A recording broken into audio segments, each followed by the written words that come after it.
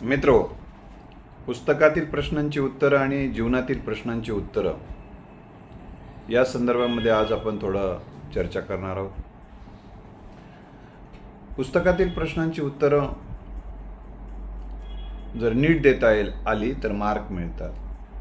पुस्तकातील प्रश्नांची उत्तरं जशी समजून घ्यावी लागते, प्रश्न समजून घ्यावा लागतो, तर नीट उत्तरं देता येतात. त्यासाठी एक मार्गदर्शक लागतो. पुन्हा पुन्हा ते समजून घ्यावं लागतं, पुन्हा पुन्हा ते वाचावं लागतं. आणि जोपर्यंत ती गोष्ट त्या प्रश्नाचं उत्तर आपल्याला येत नाही तोपर्यंत त्या प्रश्नाचं उत्तर देता येत नाही. आणि प्रश्नाचं उत्तर योग्य देता आलं नाही तर योग्य मार्क पडत नाहीत. हे परीक्षेच्या संदर्भात म्हणजे पुस्तकं वाचून जी परीक्षा दिली जाते त्या संदर्भात आहे. तसं जीवन ही एक परीक्षाच आहे. जीवन जगणं ही एक परीक्षाच आहे. त्या जीवन जगत असताना वेगवेगळे प्रश्न, वेगवेगळ्या समस्या, वेगवेगळ्या अडचणी माणसाला येत असतात. असा एकही माणूस सापडते का बघा तुम्ही, ज्याला कुठलीच अडचण नाही, कुठलीच समस्या नाही, कुठलाच प्रश्न नाही. असं कधीच होत नाही. आपल्याला म्हणून जगाचं नीट आकलन होत नाही. आपल्याला बऱ्याचदा काय वाटतं, आपलाच प्रश्न मोठा आहे, आपलीच अडचण मोठी आहे, आपलीच समस्या मोठी आहे, जग फार सुखात आहे. असं काही नाही. कोणालाच पाळणा नसतो. गाई ग कोणालाच केलं जात नाही. प्रत्येकाला जीवनामध्ये उपेक्षा, विरोध, निंदा, नालस्ती, टीका, प्रत्येकाच्या जीवनात संघर्ष, फक्त कमी अधिक प्रमाणात संघर्ष असतो, पण तो असतोच. ही वस्तुस्थिती एकदा नीट समजली म्हणजे की आपल्याला दुःख वाटण्याचं काही कारण होत नाही. आणि आयुष्यात एक लक्षात ठेवा, या जगाचं नीट आकलन करत असताना प्रत्येक माणूस वेगळा आहे. प्रत्येकाचे संस्कार वेगळे आहेत. प्रत्येकाची जडणघडण वेगळी आहे. प्रत्येकाची जगाबद्दल विचार करण्याची पद्धत वेगळी आहे. या सगळ्यांच्या पद्धतीचा विचार करून तुम्हाला तुमची पद्धत ठरवावी लागेल. तुम्हाला कोणती शूट होते, तुम्हाला कोणती समाधानकारक आहे, कोणती तुम्हाला योग्य वाटायला लागली, हे अतिशय गरजेचं असते. दुसऱ्यासारखं तुम्ही जगायला लागलात की तुम्हाला जगता येणार नाही. एखादा बकरे कापून खायला लागला, कारण त्याला बकरे कापून खाण्यामध्ये आनंद आहे. तुम्ही तुमच्या गळ्यात माळ आहे किंवा तुम्ही अहिंसा तत्व मानता, तुम्हाला ते आवडत नाही, तुम्ही त्याचं बघून तुम्ही कापून खावायचा विचार केला, समजा त्याच्यासारखं, तुम्हाला ते बकरं तुम्हाला आनंद नाही देऊ शकत. कारण तुमची झालेली जडणघडण, आतापर्यंत केलेला विचार, हे झालेले सातत्यानं जे विचार करतो, जो आचार करतो, त्यातून आपल्यावर संस्कार होत असतो. संस्कार म्हणजे वेगळा काही नसतो. आपण जो विचार करतो, जे भावना बाळगून जगतो, जे कल्पना बाळगून जगतो, जे त्या बाळगून जगत असताना जे बोलतो, जो विचार करतो आपण, त्यातून जे कृती करतो, त्या कृती उक्तीतून आपल्या संस्काराची निर्मिती होत असते. म्हणजे संस्कार हे एक व्यक्तिमत्वच आहे मित्र. संस्कारावरून त्या व्यक्तिमत्वाची ओळख होत असते. त्याचे संस्कार कसे, म्हणून व्यक्ती तितक्या प्रकृती म्हणतात. त्याचा अर्थच असा आहे की प्रत्येक जनावरचे संस्कार वेगवेगळे असतात. जगाचं आकलन जर नीट ज्याचं असते तर त्या जगाच्या प्रश्न तो नीटपणे सोडू शकतो आणि प्रश्न नीट हाताळू शकतो. जगाचे प्रश्न नीट हाताळणं म्हणजे काय करणं, तर लक्षात ठेवा, तुमच्या सहवासात येणाऱ्या व्यक्ती, तुमच्या जीवनात घडणारे प्रसंग, घटना, तुमच्या आयुष्यात एकंदरीत आता असलेली एकंदरीत परिस्थिती, या परिस्थितीला तुम्ही कसं हाताळता, त्या परिस्थितीतून कसं मार्ग काढता, त्या व्यक्तीला सकारात्मक प्रतिसाद देता का नकारात्मक प्रतिसाद देता, परिस्थितीला सकारात्मक प्रतिसाद देता का नकारात्मक प्रतिसाद देता, त्यावरून तुमच्या मनाची जडणघडण, तुमच्या शरीराची जडणघडण, तुमच्या जगण्याची जडणघडण, तुमच्या निर्णय घेण्याची तुमची पद्धत विकसित होत असते. आता काही उदाहरणं मी तुम्हाला देईल. तुमच्या आजूबाजूला जे काही व्यक्ती असतात ते सगळ्याच सकारात्मक नसतात. काही जण नकारात्मक असतात. नकारात्मक असणारी माणसं तुमचा सातत्यानं तुमच्यामध्ये काय उणीव आहे याची यादी करत बसतात आणि मग त्या पद्धतीनं तुमच्या उणीवावर ते बोट ठेवत आयुष्य जगत असतात. आता अशा वेळी तुमच्यावर उणीवावरच बोट ठेवायला लागलंय, टीका करायला लागलंय असं जर तुमच्या लक्षात आलं तर अशा वेळी तुम्ही चिडणार का? एकतर काय करावं लागेल? चिडावं लागेल, संतापावं लागेल, रागावं लागेल, बोलणं बंद करावं लागेल, किंवा तुम्ही पण त्याला जसं मनाला वाटेल तसं बोलावं लागेल तुम्हाला पण. म्हणजे हे सगळं एक मार्ग आहे. किंवा मग दुसरा एक मार्ग आहे की त्यानं जे काही सांगते आपल्याला तर त्या सांगण्याचा आपल्याला नक्की फायदा होतोय. कारण काही आपल्या बाजू ज्याकडे आपण लक्ष देत नाही, दुर्लक्ष राहून जातात. एकाच बाजूनं माणूस सहसा बहुतांश माणूस हे एकारले पद्धतीने विचार करू शकतात. त्याच्या जडणघडणीनुसार विचार करत राहतात. पण दुसरी बाजू आपल्याला टीकाकार लक्षात आणून देतात आणि दोन्ही बाजू लक्षात घेऊन जर वाटचाल केली तर ती अधिक योग्य ठरायला मदत होत असते. म्हणून मी तुम्हाला सांगतो की मग त्याच्याबद्दलची कृतज्ञता व्यक्त करता आली पाहिजे की त्यांनी जे आपल्याला सांगितलंय, आपल्याला टीका केली आणि आपल्याला दुसरी बाजू समजून सांगितलेली आहे.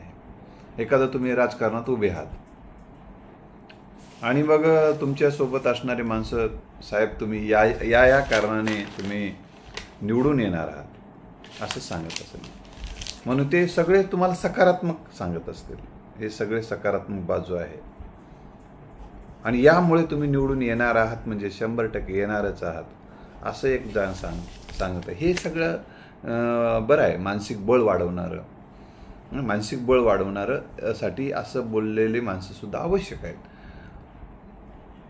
पण त्यांच्याच बोलण्यावर जर तुम्ही विश्वास ठेवलात आणि त्या आंधळेपणाने विश्वास ठेवलात आणि प्रत्यक्ष परिस्थिती जर तपासून पाहिले नाही किंवा विरोधकांच्या हालचाली तुम्ही तपासून पाहिल्या नाही, त्याचे स्ट्रॉंग पॉईंट तुम्ही तपासून पाहिले नाही तर तुम्हाला धोका होऊ शकतो. अशा वेळी टीकाकार आपल्याला काय करत असतात तर तुम्हाला याची जाणीव करून देत असतात की बाबा तुम्ही या कारणाने पडणार आहात.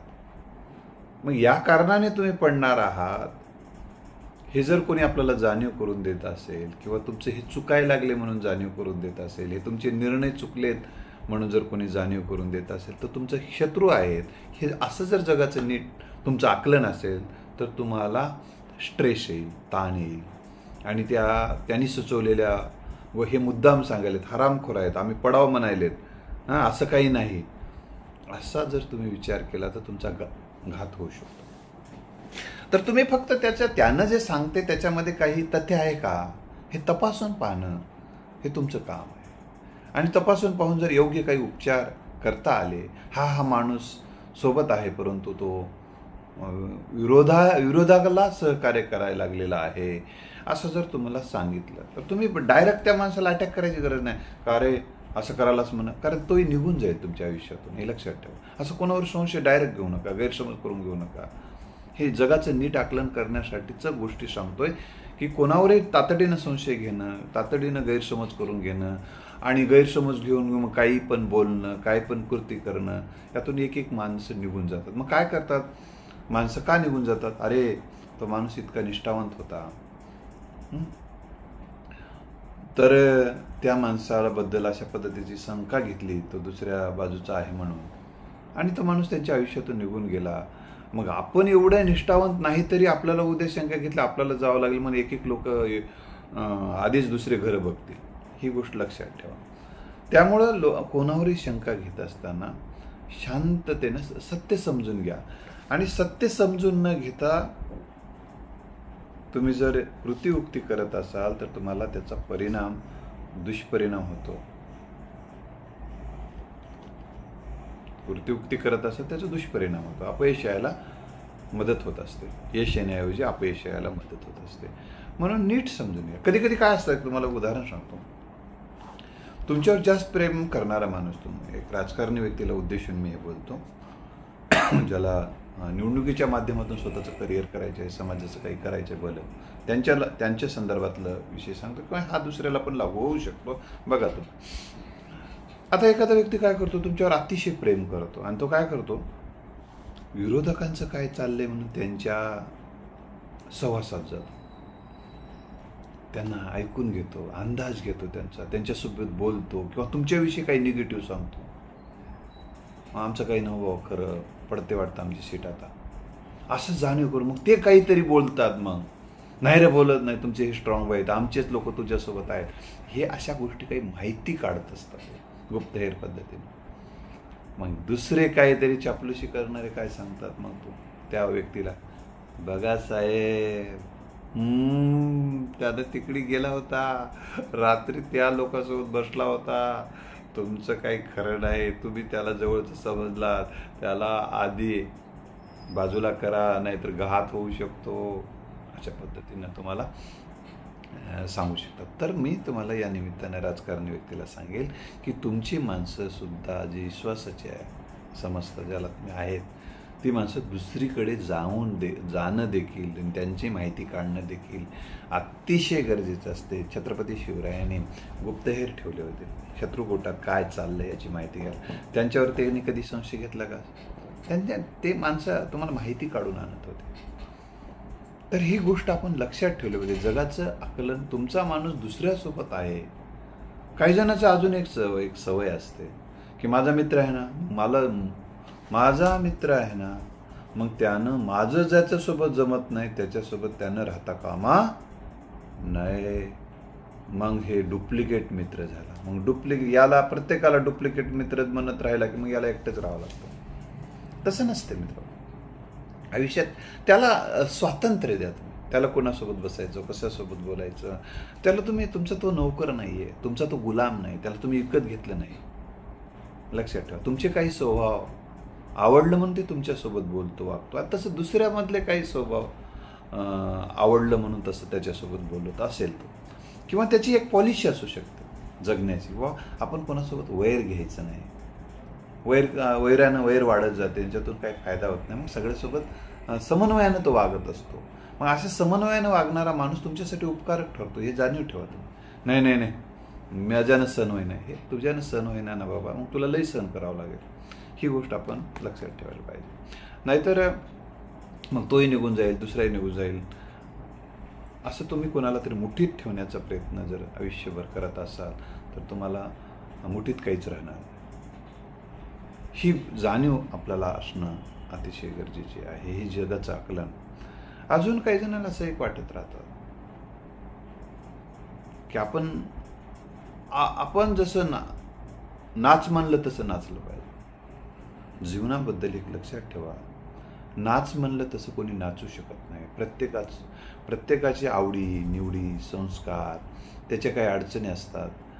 म्हणजे जी माणसं जगाचे प्रश्न तुम्हाला जर सोडवत असताना गुणदोषासह माणसं तुम्हाला स्वीकारून, ज्यांचा जितका उपयोग होईल तितका उपयोग घेऊन आयुष्यात तुम्हाला वाटचाल करावी लागेल. आणि मी ते एक मुद्दा सांगत होतो. काय होते माहिती का,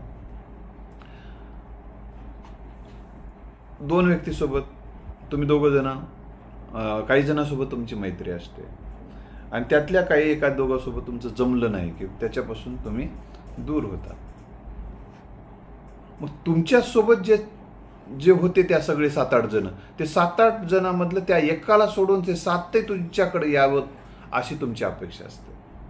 आता मला सांगा, आतापर्यंत तुम्ही एकत्र होतात सगळेजण, त्यांच्यासोबत एक नातेसंबंध जुळलेले होते आणि मग तुम्हीच काहीतरी झालं आणि तुमचं त्या व्यक्तीसोबत एका जमलं नाही, म्हणजे त्यांनी सगळ्यांनीच तुमच्यासोबत यावं हा जो विचार आहे हा मुळात चुकीचा आहे. अशा प्रसंगी तुम्हाला काय करायला पाहिजे, वा ठीक आहे त्या व्यक्तीशी माझं जुळलं नाही ना, काही दिवस राग आहे, काही गैरसमज असतील, काही दुःखवलं असेल मन, तर ठीक आहे, काही हळूहळू ते दुःख दूर होते ना, मग त्यानंतर मैत्री होते ना.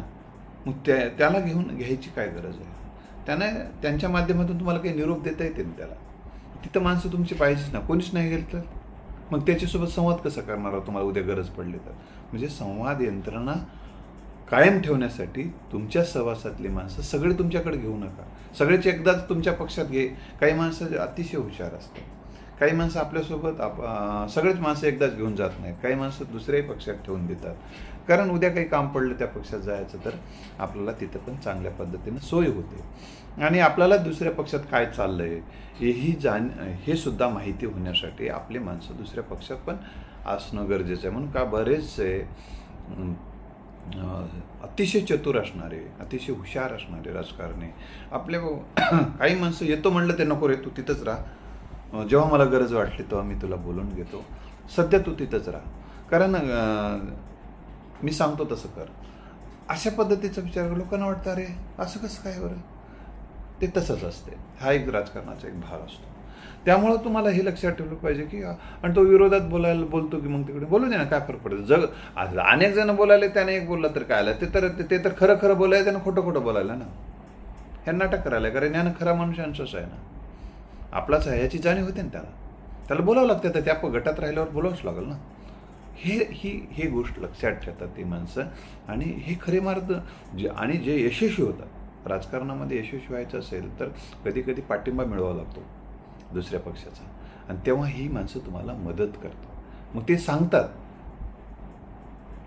तुमचे माणसं म्हणून त्या पक्षात जे आहे, दुसऱ्या पक्षात ती माणसं तुम्ही कशी महत्त्वाचे आहात हे त्यांना पटवून देऊन त्यांचा पाठिंबा मिळवण्यासाठी तुम्हाला तेव्हा मदत होते. तुमचा माणूसच तिथं कोणी ठेवला नाही सर, एक राहता कामा नये. आपल्याला ते आवडत नाही, एकतर इकडी नाही तर तिकडी, असलं जमत नाही आपल्याला, असं म्हणणारे माणसं हे अहंकारी असतात, हेकेकोर असतात, एकारलेपणाने विचार करतात. आणि असे माणसं लंबे रेस की घोडे नाही होते असं म्हटलं जातं. म्हणजे हे ज्याला शाश्वत स्वरूपाचं राजकारण करायचं असते ती माणसं अतिशय हुशारीनं डोक्यावर बर्फ ठेवून माणसं काम करत असतात.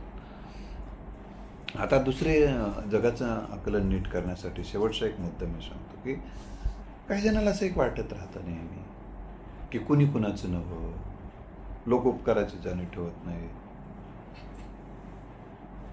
मला अनेकांना मदत केली, अनेकांना मोठं केलं, ते माझ्यापासून दूर गेले, आता मी कोणालाच मदत करणार नाही, आता मी हुशार झालो, आता मी सावध झालो.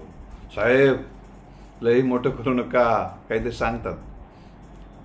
कानं फुके कानं भरू जे राहतात ना आजूबाजूला, हे कानं फुके आणि कानं भरू सांगत राहतात. आणि मग बरोबर याला केलं तो मदत, त्यांना आता दुसऱ्या पक्षात गेला आहे, बरोबर बरोबर बरोबर बरोबर, आता खरंच कोणालाच सहकार्य करायचं नाही. आता मला सांगा, तुम्ही कोणालाच सहकार्य करायचं नाही ठरवले, आता मी कोणालाच मदत करणार नाही, कोणालाच सहकार्य करणार आहे, किती करून त्याची काही समाजात ते काही उपयोग होईना आलाय, असा जर विचार तुम्ही केला, असा जर विचार केलात आणि तुम्ही कोणालाही मदत करणार बंद केले, माणसंही तुमच्यापासून कडे तुमच्या येणार बंद करतात. कारण तुमच्याकडे लोक काय येत होते, तुम्ही प्रश्न सोडवता, तुम्ही समस्येवर समाधान देता, अडचणीत सहकार्य करता, म्हणून तुमच्याकडे माणसं येत होती. हेच तुम्ही बंद करून टाकलं, माणसं येणं बंद होतात. मग तुम्ही कोणाच्या बळावर राजकारण करणार. लक्षात ठेवा, एखादं झाड आहे, या झाडाला जे तोर येतो, सगळा तोर राहतो का? त्या झाडाला फळं येतात, सगळीच फळं राहतात का? राहत नाही. तसं तुम्ही ज्यांना सहकार्य केलंय, ज्यांना तुम्ही मदत केली, ज्यांना तुम्ही प्रश्न सोडवा, ती सगळीच माणसं तुमच्यासोबत राहणार नाहीत, हे सत्य तुम्ही समजून घ्या. पण त्यातली काही माणसं तुमच्यासोबत राहतात, त्यांच्या मदतीनं तुम्हाला पुढं आयुष्यात वाटचाल करायची असते. आज तुम्ही आयुष्यात एक लक्षात ठेवा की तुम्ही 100 मदत केल्यानंतर 10च लोक तुमच्यासोबत त्याची जाणीव ठेवणार आहेत, 90% लोक याची जाणीव ठेवणार नाहीत. याची ओळखही दाखवू, काही जण म्हणला ओळखही दाखवून आलाय, ठीक आहे ना, सगळेच जण ओळख नाही दाखवत, कृतज्ञ सगळेच थोडे असतात, काही जण कृतज्ञ असतात, ठीक आहे ना. मग सगळीच तो कृतज्ञ असावे असं जर सगळेच कृतज्ञ असले असते तर कृतज्ञ हा शब्दच तयार झाला नसता ना. म्हणजे याचा अर्थ तो तुमच्यासाठी तयार झाला का? तुमच्यावर जे तुमच्या उपकाराची जाणीव ठेवलं नाही त्यांच्यासाठी झालाय का? नाही, तो खूप वर्षापासून तयार झालेला आहे. ती मानवी स्वभाव आहे. मग अशा प्रसंगी तुम्ही काय करायचं? तर अशा प्रसंगी तुम्हाला विचार करावा लागेल की त्याची काय अडचण असेल, त्याला विस्मरण झालेलं असेल, असू दे ना. कारण त्याची काही तुला मदत झाली असेल, तुझ्या सहवासात होता तेव्हा त्याची काही मदत झालेली असेल, आणि तुम्ही मदत करणारे आहात, प्रश्न सोडवणारे आहात, समस्येवर उत्तर देणार आहात म्हणून तर मोठे आहात ना. ते छोटं आहे. तुम्ही मोठे कशामुळे तुम्हाला लोक मानते? तुम्ही अनेकांचे प्रश्न सोडवलेले आहेत, अनेकांच्या समस्यावर तुम्ही समाधान दिलेले आहे, अनेकांना अडचणी तुम्ही मदत केलेली आहे, म्हणून तुमचं जगाला मोठेपण लक्षात आलेलं आहे. म्हणून तुम्हाला लोक तुम्हाला सलाम करते. त्याला करते का? ते कृतज्ञ झालंय त्याला सलाम करते का? नाही करत. मग तुमच्यात आणि त्यांच्यात अंतर कशामुळे पडलाय? तुम्ही करणाऱ्या सहकार्यामुळे, तुम्ही केलेल्या मदतीमुळे, तुम्ही जे प्रश्नांची उत्तरे दिली त्याच्यामुळे. कारण लोक समजतात की हा माणूस या माणसाने घडवलेला आहे, या माणसाच्या मुशीत तो मोठा झालेला आहे, या माणसामुळे तो मोठा झालेला आहे. आज जरी डरकाळ्या फोडायला दिसायला पण याची सगळं याला जे काही मदत केलेली आहे ते मोठ्या साहेबांनी केलेली आहे. मोठ्या साहेबाच्या बळावर हा मोठा झालेला आहे. अशा पद्धतीचं लोक बोलतात आणि हे तुमचं मोठेपण असतं. आणि तो एवढंच नाही, तुमच्या पक्षातलेच बोलतात असं नाही, तर तो ज्या पक्षात गेलेला असेल किंवा तुम्ही तुमच्या विरोधी बाजूत जरी गेला त्यातले सुद्धा म्हणतात की हा त्यांचा माणूस आहे, त्यांनी मोठं केलेला माणूस आहे, याची जाणीव ठेवा. तर आणि एक लक्षात ठेवा, तुम्हाला हे काही जणांना अकारण भीती वाटते, हे दुबळेपणाचं लक्षण आहे. काही जणांना वाटते माझ्यापेक्षा तो मोठा झाला तर. अरे बाबा, हे लक्षात ठेवा, निसर्गात काय असते, प्रत्येकाच्या काही क्षमता, कौशल्य, शहाणपण वेगळं असतं तो. आणि या क्षमता, कौशल्यांच्या, शहाणपणाच्या जोरावर याने जे कामाचा डोंगर उभा केलेला असतो, कामाचा डोंगर उभं करणारे माणसं यशस्वी असतात आणि प्रश्नाचा डोंगर उभं करणारे माणसं अपयशी ठरतात. तर तुम्ही जे कामाचं डोंगर उभे केलेलं आहे त्याची बराबरी होणार नाही पुढच्याला. काय असतं निसर्गात बघा, बेंडूक किती जरी फुगलं तर ते हत्ती बनते का? नाही बनत. प्रत्येकाची एक क्षमता निसर्गदत्त असते. तसं तुमच्यात मग तुम्ही हत्ती आहात का बेंडूक आहात? तुम्ही स्वतःला विचारा. तुम्ही बेंडूक आहात असाल, तुम्हाला लोकांनी उगाच हत्ती म्हटलेलं असेल तर तुम्ही काय हत्ती होणार नाही. तुम्ही खरंच हत्ती असाल तर बेंडूक तुमची बरोबरी करू शकणार नाही. मग त्या बेंडकाला किती उड्या मारायचे तर मारू दे ना. बेंडकाला किती उड्या मारायचे तेवढे मारू दे. बेंडूक राहतो, हत्ती राहते. याची जाणीव तुम्हाला असलं म्हणजे तुम्हाला अकारण जी भीती वाटायला लागली, त्यानं मोठा होईल, असं कधी होत नसतं. प्रत्येकाची क्षमता, प्रत्येकाची ओळख. आता उदाहरण सांगतो, मग राजकारणातलं व्यक्ती की बाळासाहेब ठाकरे साहेबांची ओळख जी आहे उदाहरण, ती भारतभर आहे, भारताच्या बाहेर आहे. त्यामुळं शिवसेना कोणी निर्माण केली? बाळासाहेब ठाकरे यांनी केलेली आहे. उद्या जर एखादा मिंदा जर म्हणायला लागला की मी ती शिवसेना स्थापन केली, माझी शिवसेना, असं होत नसतं. लोकांना कळते. नकली एक जण आला आणि म्हणाला की तुम्हाला कळलं का, एक दिल्लीहून आला, एक दिल्लीहून आलेला तडीपार व्यक्तिमत्व काय म्हणाला माहिती आहे का, की ही शिवसेना, माझ्या बाजूने जो माणूस आहे ना त्याची शिवसेनाची काय ओरिजिनल शिवसेना आहे म्हणला, आणि ते जे राहिले ना म्हणला ते नकली आहे म्हणला, नकली. मित्र, एखादं घर आहे तुम्ही बांधलेलं आहे, समजा ते तुमच्या नावावर आहे,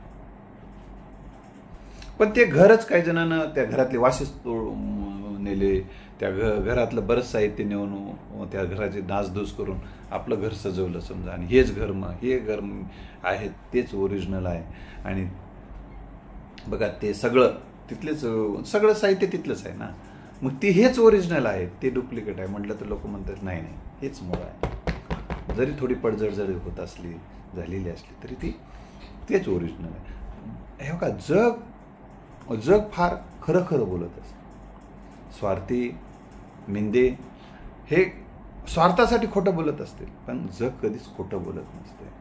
ओरिजिनल कोण, डुप्लिकेट कोण, कोणती राष्ट्रवादी डुप्लिकेट, कोणती ओरिजिनल, कोणी सांगू शकतं. कोणालाही विचारायचं, जनमत घ्या. तुम्ही वाटलं जनमत घ्या, आणि जनमतामध्ये फक्त याला राजकारणाशी काही देणं घेणं नाही. राजकारणी स्वार्थबुद्धीने असलेले ते म्हणतील ते अंधभक्त कसा मूळ शब्द निघाला. अंधभक्त काय तर डोकं घाण ठेवून जे विचार करतात, आणि जसं ते म्हणलं जय म्हणलं की जय, जय म्हणलं की जय, महात्मा फुले की जय म्हणलं की महात्मा फुले की जय. एक जण म्हणला महात्मा फुले की जय, महात्मा फुले की, डॉक्टर बाबासाहेब आंबेडकर की जय, डॉक्टर बाबासाहेब आंबेडकर की जय. मग त्यानंतर म्हणला आसाराम बापू की जय, त्यानं म्हणलं आसाराम बापू की जय पुन्हा. पण यानं असं म्हटलं नाही बाबा, बाबासाहेबांचे विचार, महात्मा फुलेंचे विचार आणि आसाराम बापूंचे विचार किंवा मनूचे विचार याची ताळमेळ लागू शकत नाही. हे विरोधी विचार आहेत. मग आपण ते विचार मानायचे नाहीत. मग तेव्हा बंद राहायचं. असा विचार करणं म्हणजे विवेक, स्वतःचं बुद्धी शाबूत ठेवून घेतलेला निर्णय असेल, तेव्हा तुम्ही जेव्हा त्यानं जय शिवराय, जय ज्योती, जय भीम असं म्हणत होता, तोपर्यंत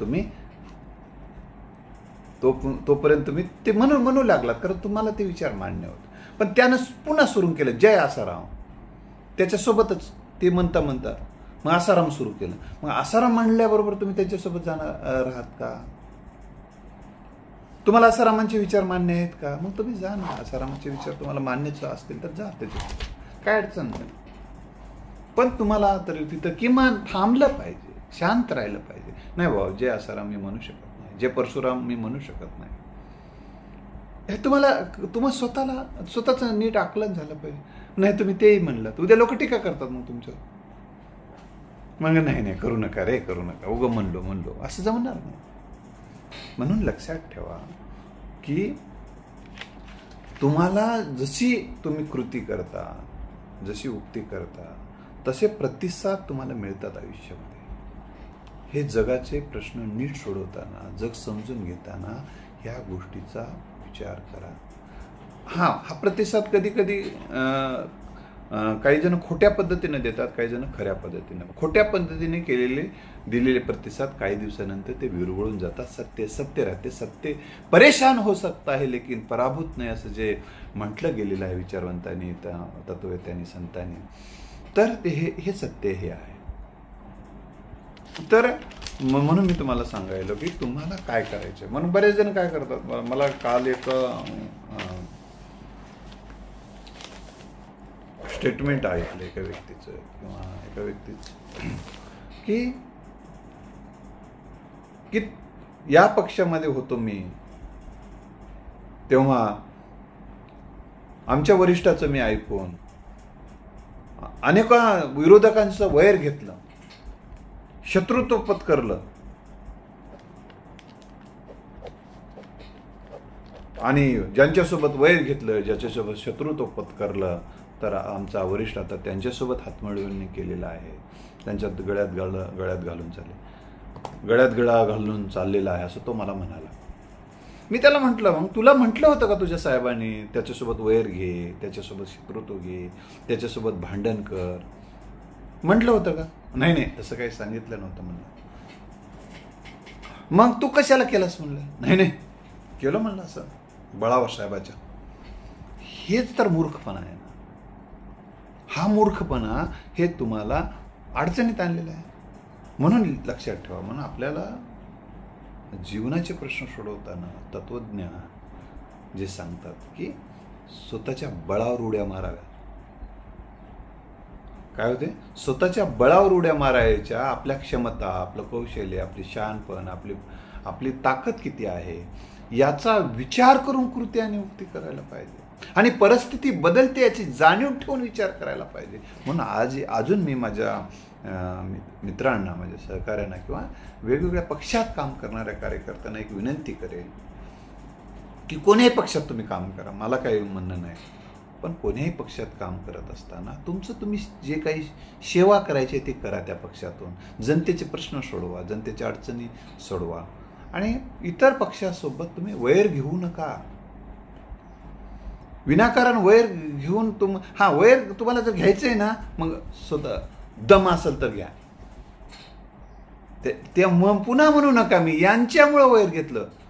कोणावरही दुसऱ्यावर लोटून देऊ नका. दुसऱ्याला विनाकारण बदनाम करू नका. त्याने तुम्हाला सांगलंच नाही, त्याला तुम्ही का शिक्षा करायला लागला?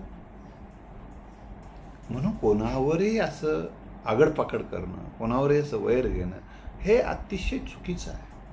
त्यामुळं त्यांनी सांगितलं नाही. बरं सांगितलं, समजा सांगितलं म्हणून तुम्ही करणार आहात का? ठीक आहे, वैर घे, त्याला हान जाऊन त्याला बस अंत सोडून म्हणलं, कर खून म्हणलं, करता का? बरं खून केलात, मला अटक झाली तर तुम्ही खुनी म्हणून तुमची ओळख होणार ना. म्हणून लक्षात ठेवा की कोण काय सांगावं पण कोण काय ऐकावं हे पण खूप महत्त्वाचं असते. जगाचे नीट प्रश्न तुम्हाला सोडवायचे असते तर जगाचं तुम्ही ऐका, पण तुम्हाला काय करायचं आहे ते ठरवा. म्हणून विचारवंताचे विचार ऐकला पाहिजे. ऐकावे जनाचे, करावे मनाचे. मग परिस्थितीचं भान, आपल्या क्षमतांचं भान, आपल्या कौशल्याचं भान, आपल्या शहाणपणाचं भान, आपली शक्ती किती आहे, आपली ताकद किती आहे, उद्या परिस्थिती बदललं तर काय होऊ शकते याची जाणीव ठेवा. म्हणून मी मागे एक व्हिडिओ केलेला होता.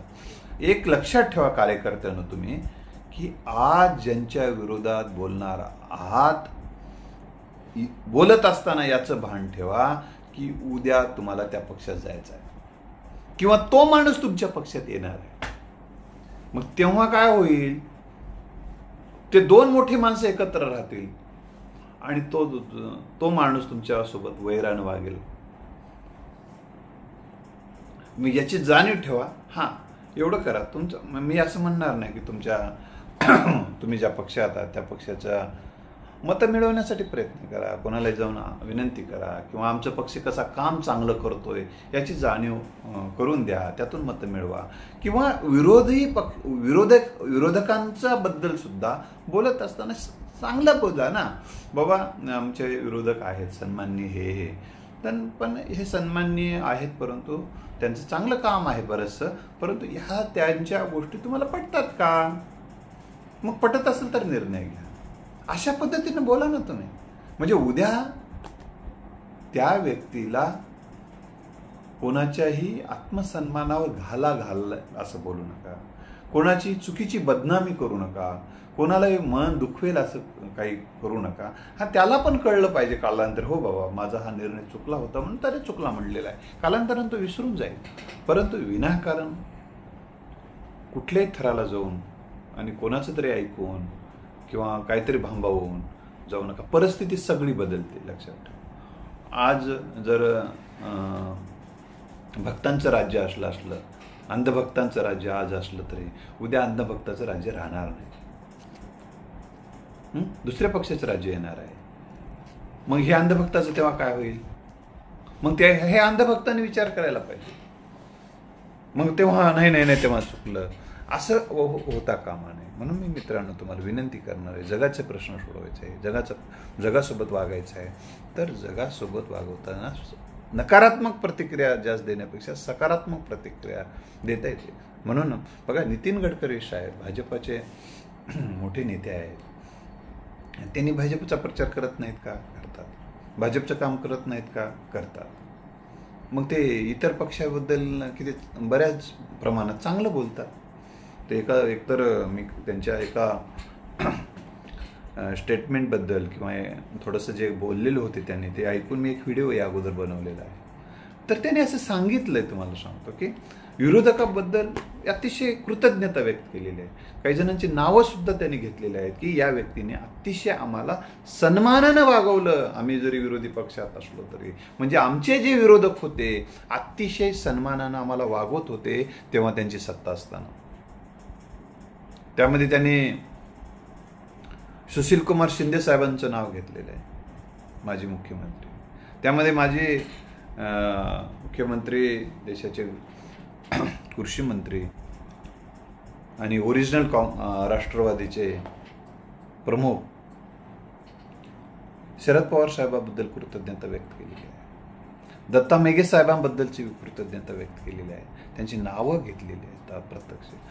म्हणजे यावरून लक्षात काय येते की दुसऱ्यांच्या, तुम्ही विरोधकांचं सुद्धा ज्याला कौतुक करता येते त्यातून त्या माणसाला त्याची शक्ती वाढायला मदत होते, ताकद वाढायला मदत होते आणि यामुळे तुम्हाला जीवनामधले प्रश्न जास्त निर्माण न होता कमीत कमी निर्माण होतील आणि आयुष्याची वाटचाल तुम्हाला चांगली करता येईल, हे तुम्हाला मला या निमित्तानं सांगायचं आहे. तर मित्रो, यातून काही आपल्याला जर अजून काही मला विचारायचं असेल तर विचारू शकता आणि काही तुमचे प्रश्न असतील तर मला सांगू शकता. आणि हा व्हिडिओ जर खरंच आवडला असेल तरच पाठवा, नाही आवडला असेल तर नका पाठवा. धन्यवाद.